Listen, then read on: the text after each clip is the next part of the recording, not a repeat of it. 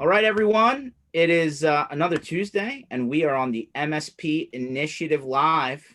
My partner in crime, Ken Patterson from PAX 8, tied up today with another obligation. So we brought some guest speakers on to talk shop, see how things are going out in the world. From Zorus, we have Ian McCord. I'm sure that's a familiar name for many out there, and his co-partner, Chris. Good afternoon, good morning for some of you out there on the West Coast. Thanks for having us. 100%. No, thanks for jumping on, guys. We are live from Fort Worth, Texas. We are on day 2 of the Channel Strong Tour. Yeah, we got the Channel Strong Tour. That was great.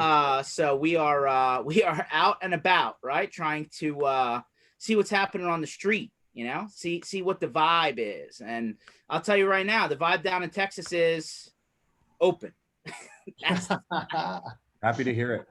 Yeah. So that's it's a good sign. It's a good sign. We're seeing lots of activity, lots of people out and about, which is good because kind of makes you feel like things are maybe getting a little bit closer to 2019 than 2020. You know what I mean?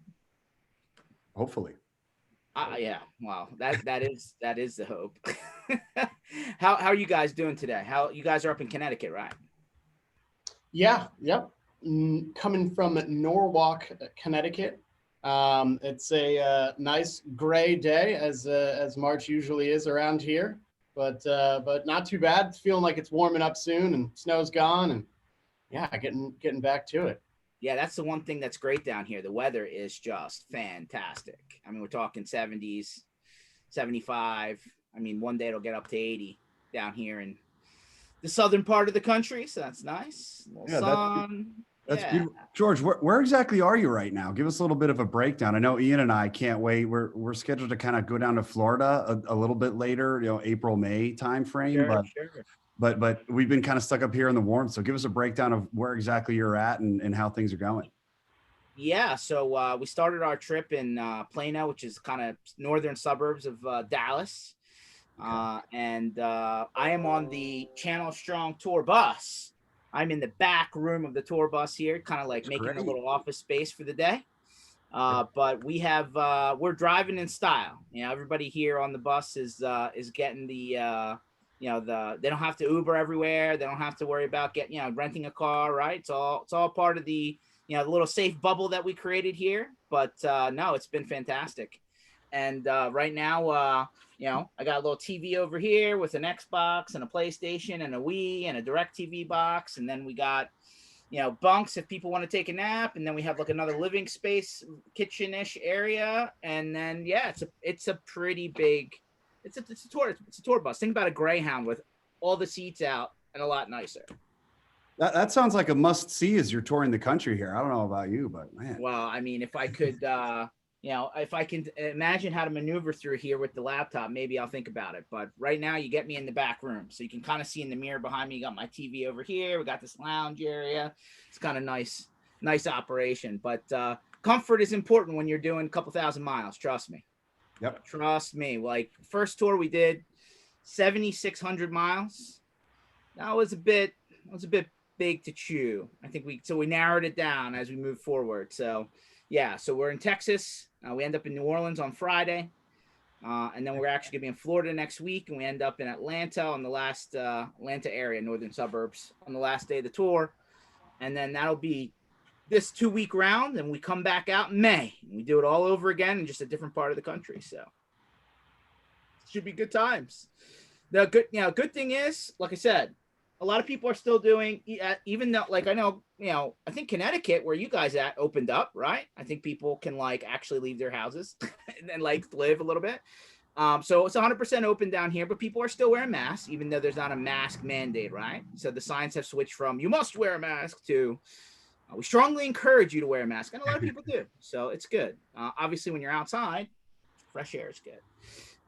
So that's what we like to do. But so far, again, we had 2 events on day 1, and the growing theme is again, maybe they're a little bit ahead of the rest of the country, right? Some of these states that had different situations, but a lot of people are back to work, meaning we all talked about, hey, what does this look like for the next 24 months, right? Like, does the office ever get repopulated, or is it just a bunch of empty desks and cubes? So we're seeing that like 60 to 70% are back in the office. And then maybe there's a small subsection of people for whatever reason that are still working remote. Some people are talking about rotation. A lot of people say, no, you do what's best for you. So it's been an interesting, I mean, we're starting to see the percentage come back to what we saw before rather than like a 50-50 split or something like that. And then for I have heard a few times now that people are trying to renegotiate with their landlords and their commercial real estate people, and I'm sure all those conversations are interesting, but I think that we're seeing a lot of people going back the other way. Now, some companies are very conservative, which is fine, and they only have 2 or 3 people in the office. Everybody's still remote, but I think we're starting to see the pendulum swing back the other way. Yeah, I mean, and I think that from the businesses and the business owners that I've been talking to, I think the term hybrid employment is really going to be something that we're going to hear a lot more about in the next couple of years. And that is the idea you're in the office at some points in time during the week, or even maybe you're in the office for quarterly meetings. I was just talking to somebody about exactly this yesterday, right? It's like, hey, the people that are geoed in a city, right? They like to bring their people in at the end, like the last week of the month, right? So 3 weeks at home, 1 week in office. Yeah. But then the people who are really super duper spread out, right? They're just hiring from best, available, brain power rather than where you're located. 2019 edition, you usually do 1 or 2 events a year. Generally, the school of thought was to bring everybody together into one place. But there's a lot of talk about quarterly now. That seems to be the big concept, right? Like they're thinking twice a year, once a year is not enough. And for the strictly remote people, that quarterly is a really good option. Yeah, I mean, and I think the cool thing is that, more companies may adopt doing that quarterly meeting, but they'll move it around and they'll do it, places that people want to go, down to Florida or down to Texas in the winter, exploring different parts of the country that are easier to travel for some people. And then, and just sort of trading that off.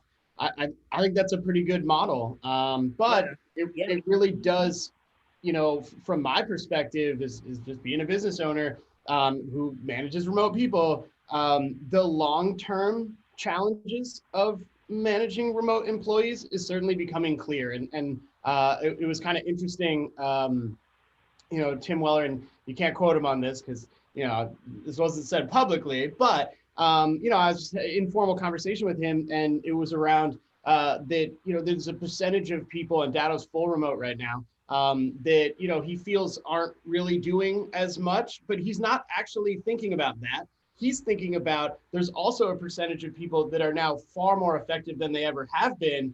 But from his perspective, he can't identify either category. He can't figure out whether you are extra productive or you're not productive. And so, I think for managers, it is a growing challenge of just identifying what is really going on, and who are your top performers and not top performers, and who are the people that really fit into that model better. The performance review is really difficult now. I mean, like I know we joke about it, right? It's like, oh, did I get my TPS reports on time? I mean, it's a little bit deeper than that. And listen, the human condition, right? Everybody, sometimes gets very comfortable. And if you need a doctor's appointment, or you need to go down and grab your kid from somewhere, or you need to go pick up something from the store, I'm not sure there's a time clock on your computer where you're clocking and accounting for every minute of your day. Generally speaking, if the work's getting done and you're reachable, you're probably not going to get too much jam if from where I sit, right? The problem is that I think that, we always talk about scope creep. Flexibility creep comes in too, right? Where people are just kind of like, oh, nobody's going to have a problem. And, like I've told my people, right? Hey, I had a guy who's like, hey, I'm going to be working from Florida this week. I'm like, I don't care. As long as you're doing your job, you could be on the beach for all I care. It don't matter to me. And so like people are taking advantage of that. I love that because there's flexibility there. And that's a good hiring thing, right? But I think from there's also there's the spectrum, right? On the other side, I think some people are definitely, abusing it. And I think at some point, there's going to have to be a productivity check, checker, right? I don't know, whatever that is, right? Maybe it's a scorecard, like you're, 18 holes of golf, or, maybe there's I'm sure there's software out there. We all know there's several packages that start to, monitor how long the people are on their computer. Is their computer idle? Are they actually in front of it? Are they clicking? Which then gets really creative, because I've heard people realize that their companies finally are using stuff like that. And then they get like the little bobblehead that goes up and down and keeps on hitting the key, right? So the computer's live. Listen, at some point it all catches up to you, but I do believe that there's, like, let me ask you this. I'm going to go back the other way. Out of sight, out of mind, right? For the remote employees that were on the fringe back, when everything was really in an office, part of the problem for them was getting in front of their managers so that they saw them, right? Otherwise, like, you start to get, you start to break apart from the actual conversation, and then like you get passed over for stuff, right? You saw all of that, right? Yeah, no. So I mean, the two terms that I like to use is that there are remote employees that are reactive, and there are remote employees that are proactive. And that is just a really big divide, because when you're remote, it is so easy. And I've done this myself, to be very reactive. If somebody sends me something, I'm on it. I got it. But if nobody sends anything and nobody schedules meetings with me, well then, yeah, maybe it takes me 3 hours to make a sandwich, like maybe I'm cleaning things, maybe I'm doing some other stuff, exactly, right? So, and I think companies are just now feeling this, that, hey, we're not starting as many new projects as we used to. We're not collaborating to solve bigger problems. We're just doing our day to day, but we're not striving for more. We're not growing. And I think last year was a pass that it was like, okay, if we can just keep the business operating day to day, that's the win. But now we're in 2021, and everybody's sort of looking at yearly projections going, okay, where are we going? How do we get back onto the growing side? We know our business isn't going to end, thank God, but we still need to continue to grow. And that, I think, is really where, tools to help remote management come in, as you think about, okay, this is a permanent thing, and we want to get good at it. And, how do we identify who's being proactive, and how do we elevate those people?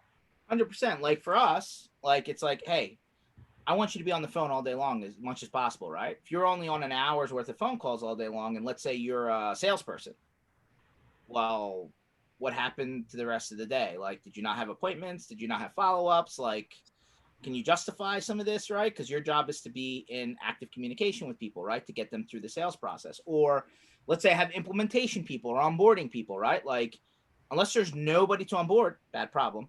Hopefully not the case. I expect that you're on calls a lot, right? I can kind of monitor that as a simple metric, right? Well, how many hours a day were you on these Zoom calls, phone calls, Teams calls, whatever. And then, but the argument or the response to that is, hey, like, sometimes what I do is I'm super productive. Like, depending on your role, some people like to work at 1, 2, 3 o'clock in the morning, and they just jam, right? Because there's nothing bothering them. Sure. I mean, so I guess it depends on the role, but like, when was the last time somebody went back and actually put clear bumpers around the expectation? And I think that's the problem, right? Like, now all of a sudden it's gone on for a while, and now like it's all coming back crashing down, and people are trying to actually go back to their people saying, hey, listen, guys, I think we need to change the routine here, and we need to put some clear expectations in. Yeah, and I think that the other thing to think about is that, okay, in normal course of business, you're just going to have some churn in your people, and all businesses do, and just a wrong fit or whatever it is. But when you think about it as a remote employee, you want to follow a process of that. You want to be a coach, and you want to help, and you want to, make it work. And then if it doesn't, it doesn't. But, you want to be active in that. And that's where a performance plan would come in. Now, thinking about a remote only performance plan, what's the difference? How can you coach them? How do you know what's going on? And part of the performance plan in the past had been just sort of sitting with them a little bit or meeting with them in person and just sort of kind of overview to see what their day is consisting of so you can try to solve problems for them.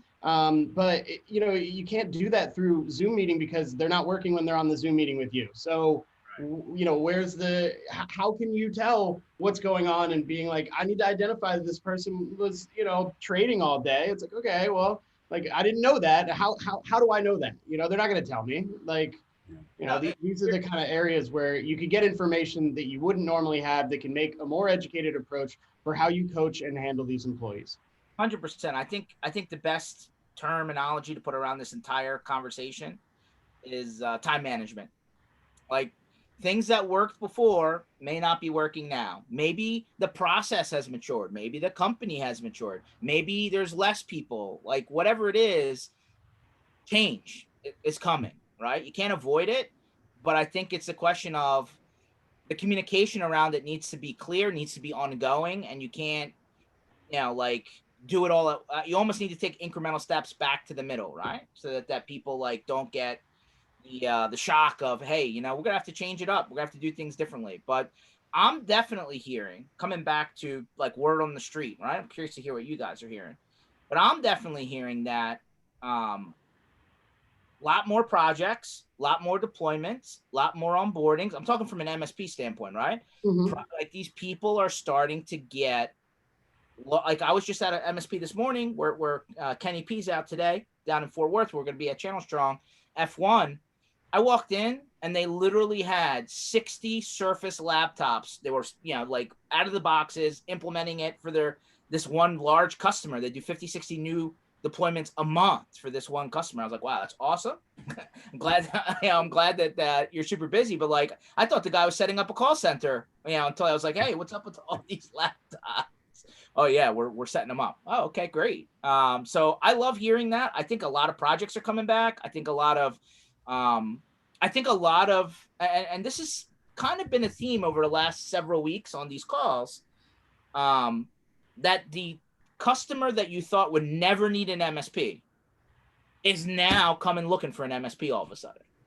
Oh yeah, and the growth in co-managed is just awesome. And then that is an area, back in the Datto days where it was just sort of being talked about, but now it's commonplace that, that MSPs have a large section of their business is co-managed. And that's awesome because they're getting into those relationships as VCIO.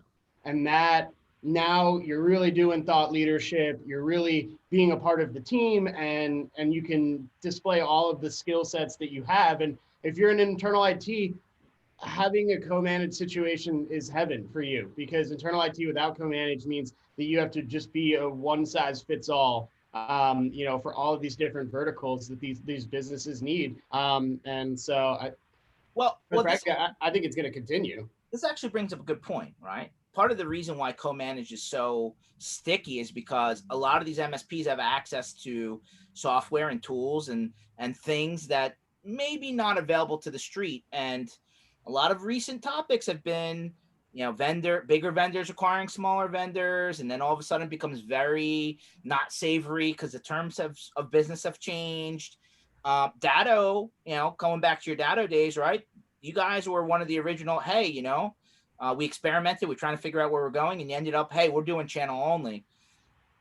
Tell us why that model, a lot of people struggle with that model. I would say over 90% of the vendors that say they're channel companies really just have bolt-on channel programs that are the smaller revenue segment of their direct sales force. Why does the channel, why is it so hard to make the channel only model work, and why is it important to keep that model alive? Well, I mean, I'll tell you this. There are three groups of people that, from my experience, really didn't believe that the channel was big enough to support a growing enterprise business. One was venture capital, two was private equity, and three was any executive that you hired. There was a top level executive in the past. Literally, these people, when we met with them, the first thing out of their mouth was, when are we going direct to the enterprise? Mm-hmm. so you guys are doing channel now, but when is it time to go direct to the enterprise and bump up the deal size and, you know, compete with the big players and get into VMworld and like that just, and it was on repeat. And we had our own Datto brainwashing session with Austin of just, let me tell you about the channel because you don't know what you're talking about. And it's because, hey, look, the channel just doesn't, Datto is now, you know, a really big player that's now on the NASDAQ, which is phenomenal, but it is kind of one of the first. I mean, you know, you got SolarWinds sort of in there, but there isn't a ton of, that model hasn't been proven out a ton of times. And so I don't blame them, their previous experience, these, you know, investors and these new employees, these executives come with that mindset because it's just been beaten into them from everybody else. And so what Datto did was very contrary to, you know, what's written in the book and contrary to what public opinion is. And, but at the same time, it's a success story. And so I hopefully that continues, you know, and obviously at Zorus, I'm going to follow in the same footsteps. I mean, there'd be no reason not to. And I would absolutely love for an outcome similar to Datto, but let me throw a couple. away. No, yeah, 100%. Nobody's going to argue that. Let me throw a couple scenarios at you because I think people fear like, you know, listen, you've been on both sides now. You're startup that went unicorn and now new startup. MSP loses business to another MSP. And now all of a sudden there's a conflict because maybe there's a term attached to that service. What, I don't know how they're doing it now. How would you handle that situation? Well, you know, I'd say the best answer to that is that it really does need to come down to some custom attention. You really can't have a blanket policy because that scenario could describe an MSP completely dropping the ball, or it could describe a scenario where an end user essentially played these two businesses mom against dad. You know, and how the vendor approaches it cannot be uniform because those warrant two different approaches. And I think that you gotta reason with everybody, and you gotta kind of understand what the situation is. And ultimately what's important from the vendor and both MSPs is that you don't lose the client. Like the client isn't just completely lost and the service isn't completely lost. You know, and price, that's certainly a sticky issue. You know, it certainly is. And you have to, from the vendor side, you have to understand that some of the larger partners, as opposed to the newer partners, they may have different pricing, but that's because they've, you know, provided more business to the company and they've been, you know, with it longer or whatever. And so again, I don't have a blanket statement because I think a blanket statement would be wrong. Okay, fair enough. What happens when an end customer contacts the vendor directly? Is the policy to reroute them back to the partner of record? And in the scenario where they're not transacting at all yet, how do you suggest that entity gets referred to a partner? Ian, that's something that I could potentially even answer. Get in there. Yeah. So George, kind of the way that we're handling this on the Zorus side right now is, you know, in our partnership program, we have different tiers, obviously, that are assigned on a per seat count basis. And how we have it set up right now is based, you know, if you reach that certain tier threshold and you are considered, you know, what we call a silver level partner, exactly. As long as you are in the geography of where that end user is reaching out from, we will serve up that first at bat to you, seeing as you are already a trusted partner. You're already familiar with our technology and with us as a team. So we're going to kind of give you that first at bat. Obviously, from there, we'll kind of trickle stuff out if things don't work out. But we absolutely do believe that, you know, number one, we'll take any and all leads, right? Especially me from a sales angle. I'm never going to say no to leads. And what helps and what's great, again, from that partnership perspective, being channel only, establishing those relationships with people that we trust, not only to, you know, take care of our clientele, but also, you know, correctly install all of our technologies. I'm going to stop you right there. I'm going to pick one thing that you said, which is important. I want to hear the opinion now. How critical is it that the MSP and their contact at said vendor how important is that relationship to lead distribution? I got to think there's a one-to-one correlation there. If you're never talking to your account manager, rep, whatever it is, put whatever title you want to it, and a lead comes through, they're probably not sending it to you, no? Well, yeah. So I think, look, I mean, you guys are definitely even more established and familiar with the channel than I am. This is a relationship business, right? So that relationship, whether it be from vendor to MSP, from MSP to end user, the relationships win. So I would just argue that, having that kind of bi-directional communication, the relationship, and then of course, like that trust, at the end of the day, that trust is so crucial in doing business, particularly in this space. That's something that we absolutely take seriously. And frankly, Ian can talk like from a channel perspective, if you do it right, it can take you a long, long way. 100%. Yeah, and yeah, I was just gonna say something that is just interesting to kind of hear about is, so Datto, we had some pretty big discussions, especially when we sort of got a lot larger, around, do we spend money on advertising to end users, and then creating this whole. You did a commercial, I saw it.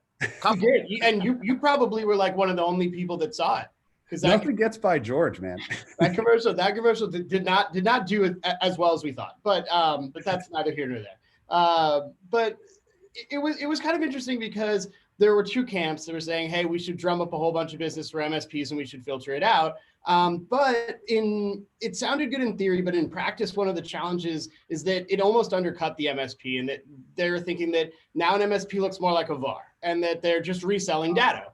And so, if you want to reduce conflicts between MSPs and end users, it's let the MSP sell in the way that they sell and the value adds that they provide. And if you get too involved as a vendor, then there isn't loyalty to the MSP. There's loyalty to the vendor, and then you're opening yourself up to so many more problems. Because we were also thinking about like deal registry and how could that work. Yeah. And I got to tell you, the most successful way to run a channel only vendor is to try to stay out of the end users. Try to stay out of their business. You want to route leads that you get for free, but I don't know if you want to spend a ton of marketing on trying to drum up leads for MSPs as much as you want to spend that money on providing end user resources that the MSP can then send out, or even helping them get to Robin Robbins or some other, marketing conferences, help them, support them, MDF, like that ended up being so much more successful than our direct to end user, because we are channel only. So stay out of it.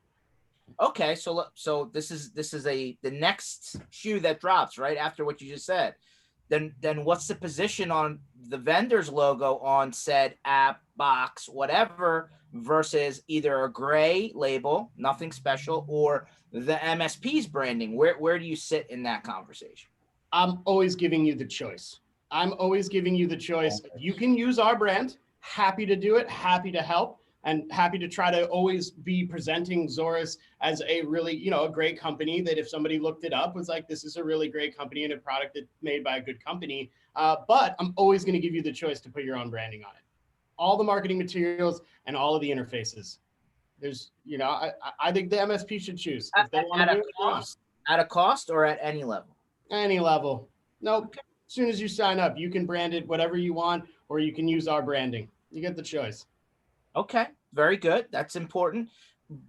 But at what point do you need to educate the MSP that if they put their label on everything and they're saying that's them, it's their solution, that there's some liability that comes along with that if something is a problem? I'm not saying that we want a problem. It's technology. It's not always perfect, but like they need to understand how terms and conditions and all that other stuff works to make sure that their end customer isn't having an unfair expectation on them in the middle of the sandwich, right? I gotta say, in theory, there's definitely scenarios that pop up. In practice, they don't come up as often as you think. I think MSPs are the partners that we sign up with, that I've worked with in the years that I've been in the channel. They're well aware of what these products are, how to sell them, how to create terms and agreements with them, and I just didn't feel like it came up very often. Okay. They certainly did, and it again requires individual attention, and you got to educate them. But look, these I would say most MSPs exceed my expectations in terms of how mature they are and how to, resell and represent products. Okay, so now I'm gonna, now I'm picking your brain, right? This is open season because it covers everybody now. What's your opinion on minimum commits? Yeah, minimum commitments. Ah, man, It's a tough one. That's why I gotta ask the hard questions here. Oh no doubt, no doubt.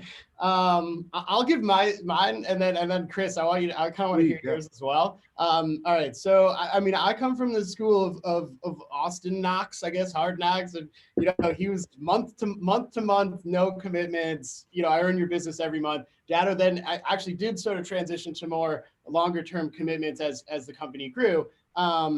But I'm probably, we have a minimum commitment of 15 seats, which is a pretty nominal amount of seats. Like that's not a huge amount. You got to at least be breathing to get 15 seats. Yeah. Yeah. So, right. Yeah, it's not a very substantial minimum commitment. And I'd almost describe it as basically not a minimum commitment because I don't know. I like sticking an MSP with a bill that they're not making money off of is just so counterproductive to the channel. Like, okay, maybe I could get a couple dimes out of this, but it's A, like a really high churn risk as a business owner, and B, it's just bad business. Like, I'm not I don't want to be Verizon. I don't want to stick you with an early termination fee. I hope vendors that are watching this are listening. Go ahead, continue. No, but it just, come on, build a business the right way. You can be profitable and you can be, a sustainable business that can ultimately land in the NASDAQ possibly without having to do that kind of gotcha stuff. And especially if you're going to be channel only, these partners know, then they talk and they'll, if they get burned, you're taking money right out of their pocket because they're the last ones who get paid. And so that money where they're not making money off of, that's coming right out of their basic salary. And so that's the sting that hurts the most. Yeah.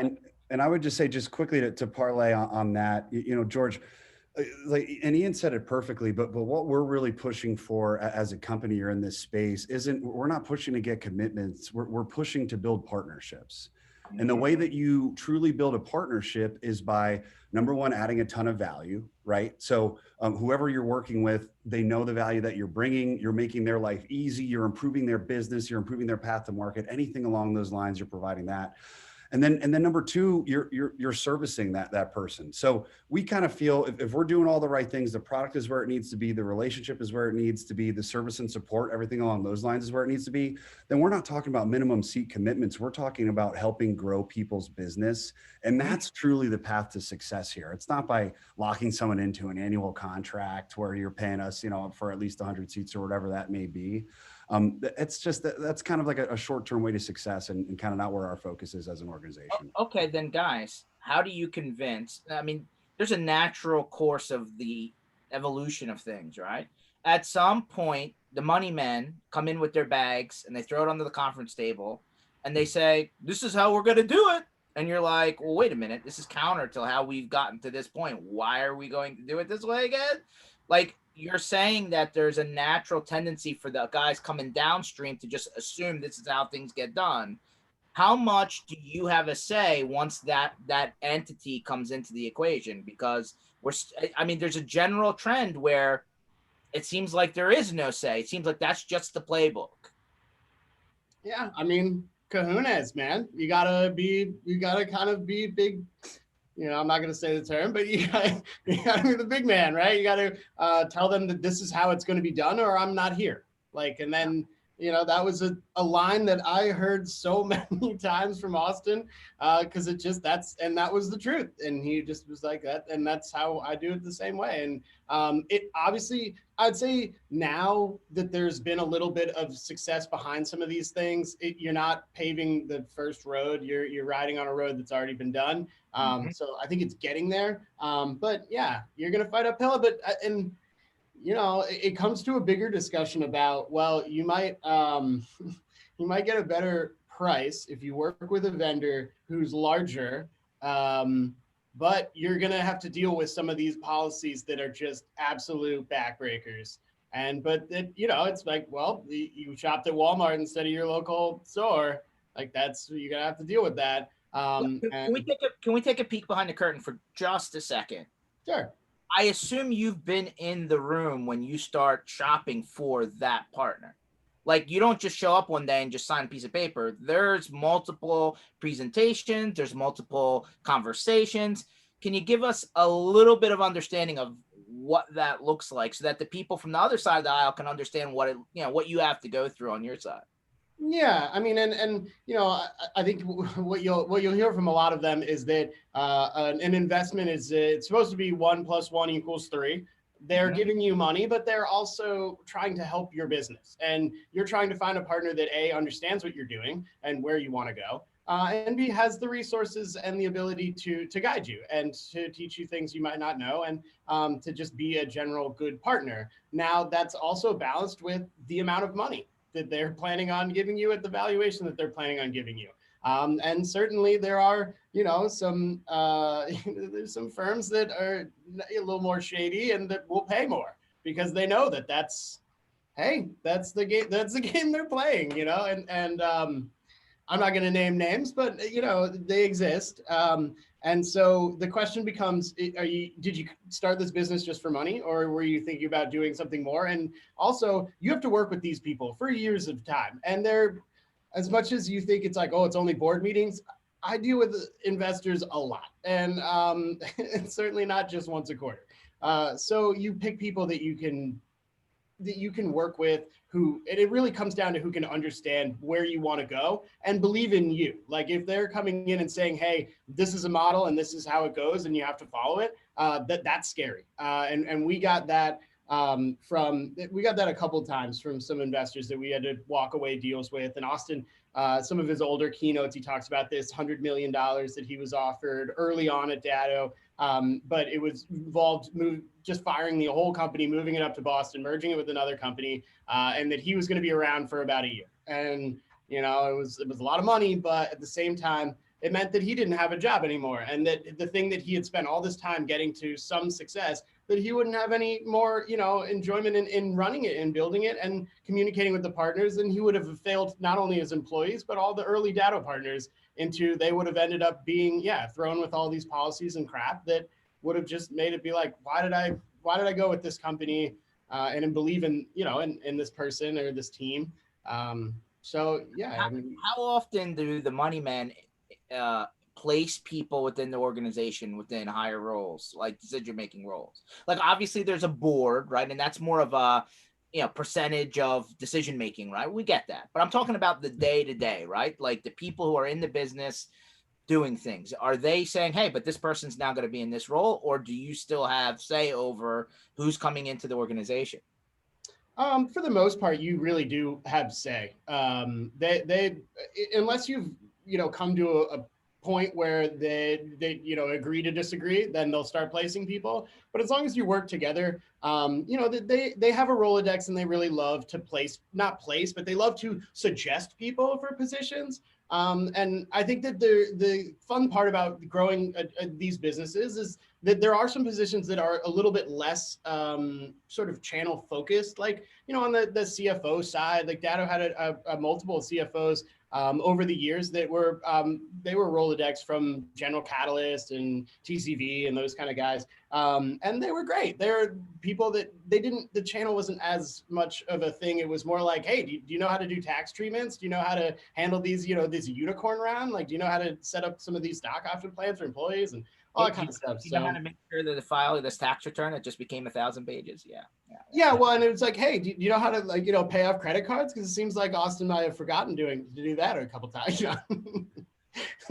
I'm sure Rob Ray's team had a little bit to do with that. Oh yeah. The bill from the W Hotel. It's like, wow, did you buy the whole hotel? Like, what this was like the lobby bar? It's like that scene from Batman Begins where the guy's like, you can't be in this, and he's like, well, I just bought this hotel. Here's a check.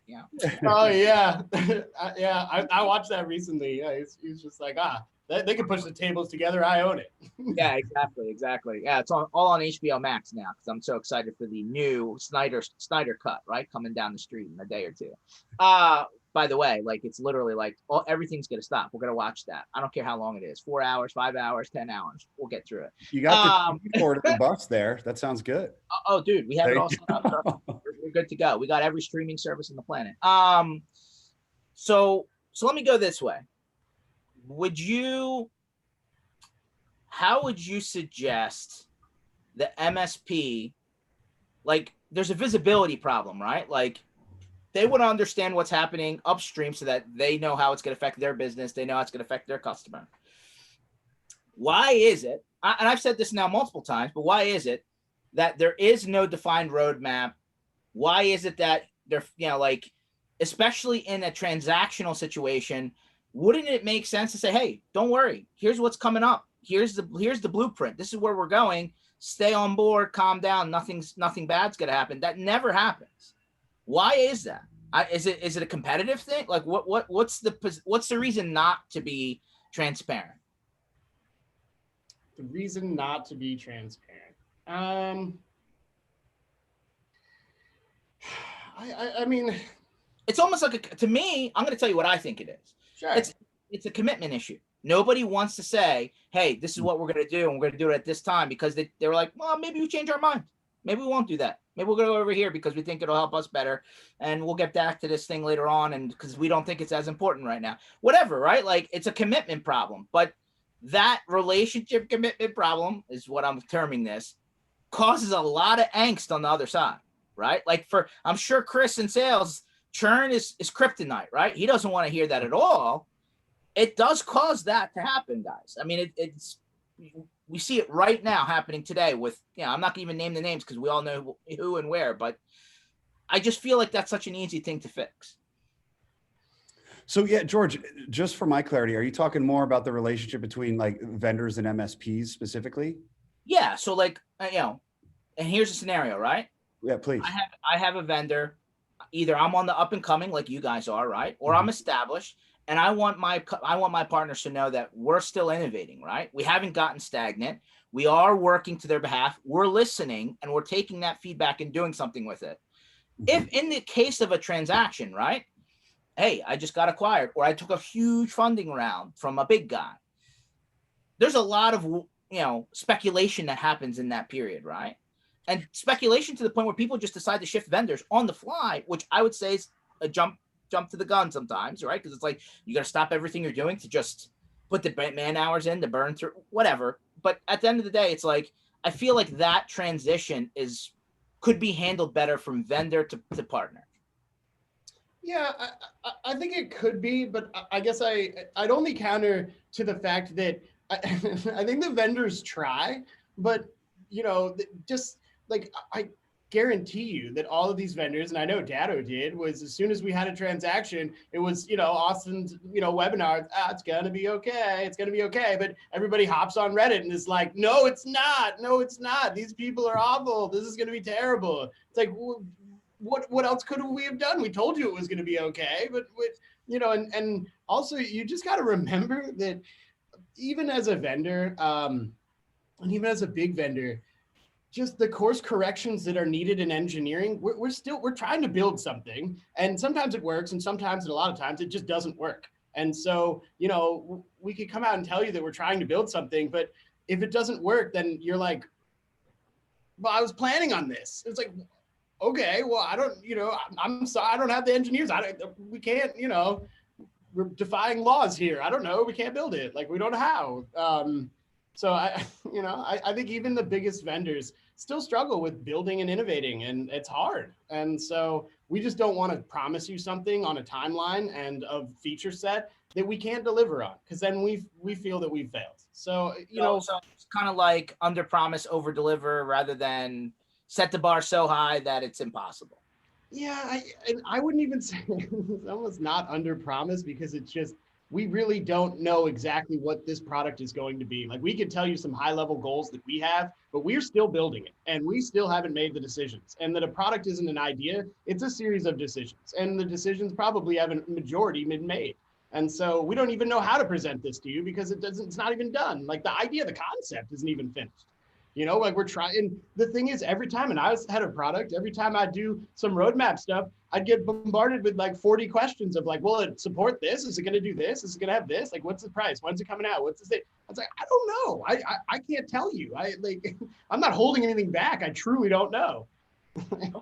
No, hey, that's an honest answer. I really appreciate that because I think people don't think about the seat from the other side. Yeah, I'd love to tell you more, but you have to join my weekly Scrum meetings. Right. Because before that meeting, it hasn't been decided yet. Yeah, no, fair enough. All right, here's one that actually I wrote a blog on this a few weeks back, but I want to see what your opinion is on this. Is the NFR just a time trial or is it legit? Because I know it's used as a sales tool, but in reality, I feel like the NFR is just another packaging of a time trial, and that I don't think NFR should ever be used in production. I know the MSPs always want it for free, but like, dude, if you're getting it for free, number one, are you gonna even spend the time on it? I can't tell you how many times somebody signed up. They're like, oh yeah, give it to me for free. I'll check it out. And then boom, crickets. A year later, they come back. They're like, oh yeah, remember the NFR? No. I'd love to hear your opinion on that. Chris. So, yeah, I was just saying I could probably take over this one too. So that's a great question too, George. And the answer that I would give is there is a difference between an NFR and a free trial. Right. So we believe really strongly in a free trial process over here at Zorus. That is something that we have baked in. Number one, because look, we're a software and we completely understand as an MSP, before you guys make any sort of a commitment or before you pay us for services, you guys want a chance to break it. Right? Like, does it work? How well does it work? Like, can we find any flaws? Is this something that I can deploy, in the masses and it's not going to be a ton of extra work for me? So, we know that we can do all those things and we make it easy and we believe in a free trial process for that. Now, regarding NFRs, frankly, look, this product is built for MSPs by a bunch of guys that are intimately familiar with MSPs, and everything that's on our roadmap has been requested by MSPs. So I believe really strongly in giving NFR licenses to our trusted partners, those that generally do have some sort of a minimum seat count that is there. Not only are they paying us for these seats, but they're using a lot of the seats, so they're experts with our product. I absolutely believe in giving folks those NFR seats completely for free without any charge, and having that be as long as they're a partner. That's part of it.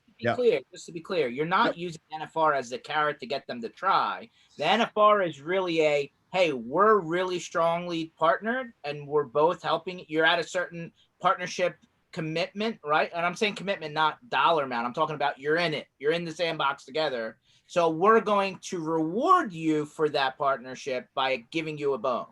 Yep. So we kind of see it as an incentive. And I do just want to put in the quick caveat.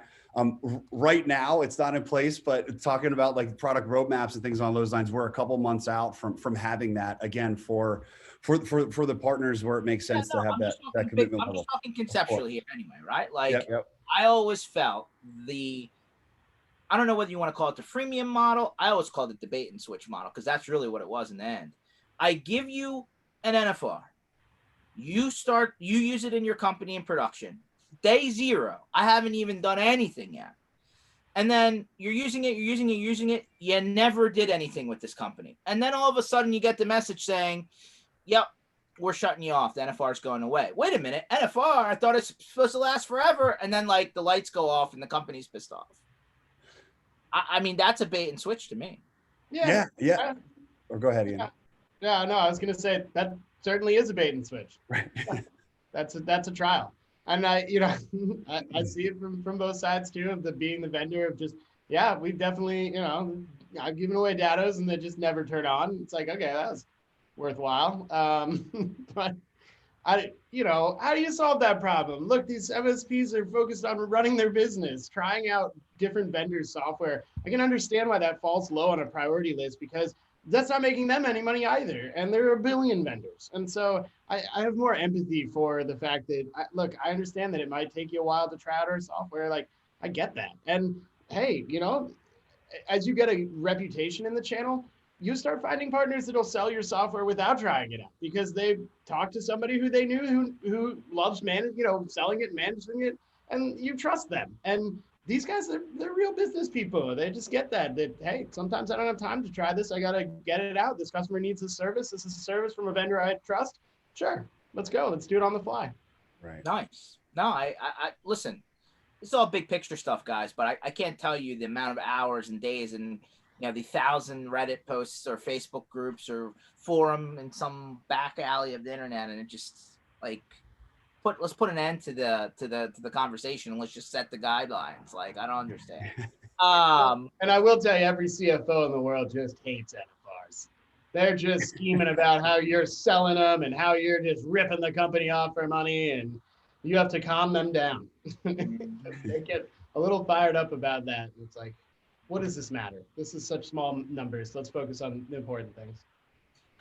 So when it comes to the blueprint of taking something from zero into building a company, right? At what point do you feel it's realistic for the vendor to start pumping some of your marketing dollars and from a budgeting standpoint into MDF that goes out to a partner? I mean, it's not day one. I mean, no, it's not day one. And it's hard to really gauge by what is the factor of how big a company is. Is it people? Is it Series A, Series B, whatever? I don't know if there's like a standard metric. All right, but definitely past Series A. You know what I mean? Like they've got money to spend. All right, so let me flip it into the other side. When you decide to finally put MDF out there as an option, as a carrot, what is how do you define the ROI from your side of the aisle? How do you determine whether those MDF dollars actually went somewhere for you? Well, and the real question is, what are you supposed to do about it? Because like, what are you going to tell them, that they don't get the MDF next year because you didn't make enough money off of their conference? I think as a vendor, I kind of look at it as, if I have the money to spend on MDF, I'll track it, but it's sunken cost. And you know what? Maybe it made their business money, but it didn't sell some of our software. Well, whatever. Okay, that's still good for the channel. Like, because I'm not going to rip money away from people because they weren't productive in selling my product. Like, they're not on my sales team. I can't really be that, heavy-handed with them. I see it as, okay, yeah, when we have the money that we can spend on this, we just treat it as a cost that we are investing into the channel. No, it's a fair response. All of these questions are designed to make sure that the people on the other side of the aisle understand the thought. Like, it's like all of a sudden they all come up with what they think's happening, and I just want them to hear it. That way. And I will say, I have refused some MDF requests, like things like, somebody wanted to sponsor like a boat crossing the English Channel. Like, okay, I don't know if that's going to get us where we want to go. You know what I mean? I like that. That sounds like you're getting tickets to watch the boat go across the English Channel. Like, and that doesn't seem like you're really selling, so it definitely helps when it's like a lunch and learn, or it's something Rotary Club, or it's some, something where they're really creating new business opportunities. I'd say that the sponsorships of big, things, it's like, advertisement, it's tricky. Yeah. Like, the logo and the UFC ring, right? Yeah. Like that, So. Okay. So what, obviously DataCon's a staple. I know you're a big part of that from day zero, right? And now I'm sure you'll be involved once it comes back. I mean, we hear October, baby. I'm looking forward to it. We don't know where. We don't have the region, but we have dates. So it's in the calendar. And ConnectWise came out today. They had like a little Facebook Live, and they started talking about their, the capacity of some of their in-person events are a lot smaller than we thought, but they're still going to be hybrid, right? Yeah, we're going to bump that up later. I mean, calling it now seems foolish to me. Yeah, they put a number out there today, and I was like, wow, that's a real low number. I didn't expect that number, but okay, that's great. Like you said, maybe it opens up as time goes on. I mean, obviously, events excite people, right? And they get people kind of involved, and you get the hallway conversation back, although that's what we're trying to recreate here on Channel Strong Tour. Hopefully, as the conferences come back, the hallway and the bars and all that will come back too. But what would you encourage? I mean, again, everybody's going to make a personal decision, right? Based on their situation, based on their health, and totally expected. And we're not arguing against that. But would you encourage people to actually start coming out, to the conference? Is that something that you think actually helps MSPs decide how to grow and operate their businesses? 1,000%. You get to meet vendors and create a connection with them and really understand more than just over the phone. And then the other thing is that you get to be a part of the channel community. Yeah. I mean, it's one of the best times that you learn about your business, and even I learned about running business and doing product stuff just at the bar. Rob Ray and a few MSPs, and we're talking shop, and that's how business is done. It's over a cocktail, or it's at a dinner or whatever. Like, it's part of the human experience, and that work can't just be just siloed. Like, you got to go out and experience it. And so yeah, I'd say definitely go to events. Why wouldn't you? And so from your side of the aisle, I would assume that if a partner showed up to an event or a conference and actually got something out of it, versus somebody who never showed up at all or never decided to go at all, I'm just talking historically now, right? Mm-hmm. Is the general food of thought correct? Is the guy that showed up end up becoming stronger with the relationship and do more versus the guy that doesn't? 1,000%. Of course. Absolutely. Yeah. I mean, because again, some of the biggest times that you create like really strong partnerships with, between the vendor and the partner, it is actually in times of distress, when just everything's hitting the fan. And the fact that they just sort of have known you in the flesh, and that they could call you or they email you and them, and that you're able to just work together, get something solved. Like, those are big moments, and that I just don't think that you get to build those relationships without knowing these people or seeing them, and basically it humanizes the relationship, right? It's not, hey, we're corporate America here. It's like, no, we're people too, and we want to jam. Yeah. And just like, we spend so much time at work, there should be some fun parts of it. And this is just a personal opinion, but I like traveling, and I like meeting with other business people, and I always talk shop. And so yeah, like, it adds a lot of quality to life for me, and that has been robbed from me in this last year, and I think it's been robbed from everybody, and I'm excited to not have that be the case anymore. 100%. So this was awesome. It was like a behind the scenes, cribs conversation of how the perception on each side kind of jams together, which is good. And quite frankly, I think more of this needs to happen, because that way you take away the keyboard guys, and you actually put the real stuff out there, so that you're not just speculating. I think that's really important. Hey guys, I thought this was a great conversation. We were just talking about general industry stuff. This was great. But we're going to have the Zorus team back. They were great, right? I kind of tagged them in because Ken was tied up today. I see JP's on the call. So JP, we're going to see you soon.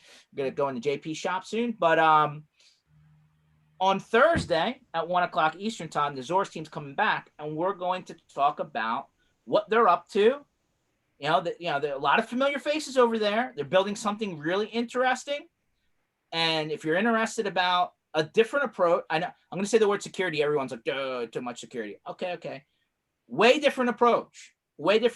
So you should come on Thursday and just learn and see what's happening here, because you see what they did with the last company.